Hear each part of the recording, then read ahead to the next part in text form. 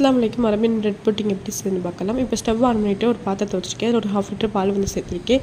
இப்போ ஒரு பவுலில் கொஞ்சமாக ஃப்ரெஷ் க்ரீம் அதுக்கப்புறம் மில்க் மேலே சேர்த்து நல்லா பிளெண்ட் பண்ணி ஒரு 15 மினிட்ஸ் வந்து ஃப்ரிட்ஜில் வந்து எடுத்து வச்சுக்கலாம்.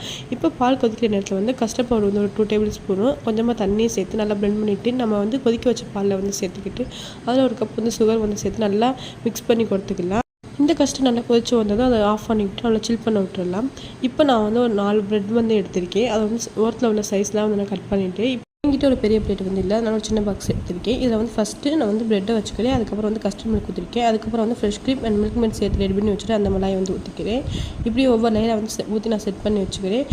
இந்த புட்டிங் வந்து ஃப்ரிட்ஜில் வந்து ஒரு 1 ஹவர் வந்து செட் பண்ணி வந்து நம்ம எடுத்துக்கலாம். நல்லா செக் பண்ணி சாப்பிட்டது சூப்பராக இருக்கும். நான் வந்து ஒரு சின்ன பிளேட்டில் வந்து இதை ரெடி பண்ணி வச்சுருக்கேன். நான் இப்போ கட் பண்ணுறேன் பாருங்கள், ரொம்பவே சூப்பராக இருக்கும். பிரெட்டில் நல்லா கஸ்டர்ட் மில்கோடு சேர்த்து சாப்பிடும்போது அவ்வளோ ருசியாக இருந்துச்சு. நீங்களும் இதே மாதிரி ட்ரை பண்ணி பாருங்கள். ட்ரை பண்ணி பார்த்துட்டு எப்படின்னு சொல்லுங்கள். எப்படி பிடிச்சிருந்தா லைக் பண்ணி ஷேர் பண்ணி கமெண்ட் பண்ணுங்கள். மறக்காம நம்ம சேனல் சப்ஸ்கிரைப்